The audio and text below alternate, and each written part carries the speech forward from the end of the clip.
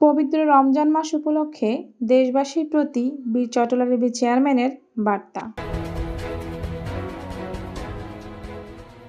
বীর চট্টলা টিভি।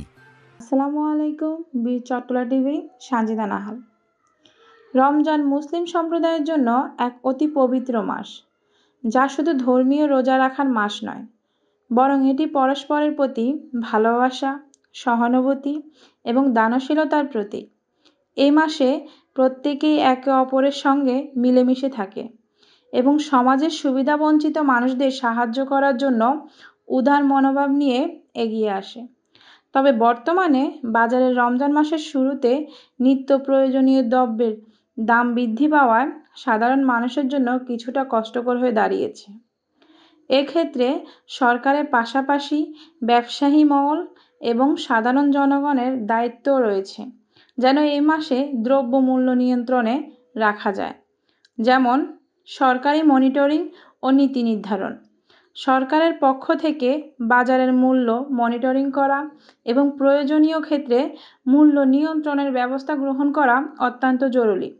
রমজানকে সামনে রেখে যদি কোনো দ্রব্যের দাম বাড়ানো হয়, তাহলে তার পেছনে যুক্তিসঙ্গত কারণ থাকতে হবে এবং তা সাধারণ মানুষের নাগালের মধ্যে রাখা উচিত। ব্যবসায়ীদের দায়িত্ব, ব্যবসায়ীদের উচিত মানুষকে সততার সঙ্গে সেবা প্রদান করা, অতি মুনাফার প্রতি লোভ সামলানো এবং দাম বাড়ানোর ক্ষেত্রে সতর্ক থাকা উচিত। সামাজিক দায়বদ্ধতা, বাজারে খুচরা বিক্রেতারা, পাইকারি বিক্রেতা, প্রযোজক সবাই যদি নিজেদের ভূমিকা পালন করেন, তাহলে দ্রব্যের দাম সঠিকভাবে নিয়ন্ত্রণ করা সম্ভব। রমজান হলো সামাজিক দায়বদ্ধতা প্রকাশের সময়, যেখানে সবাই একে অপরকে সহায়তা করতে পারে।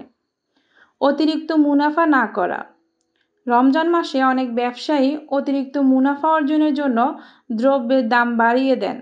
এটা সমাজের জন্য ক্ষতিকর। সবার উচিত মানবিক দৃষ্টিকোণ থেকে দাম বাড়ানোর চিন্তা না করে ন্যায্য মূল্য নির্ধারণ করা।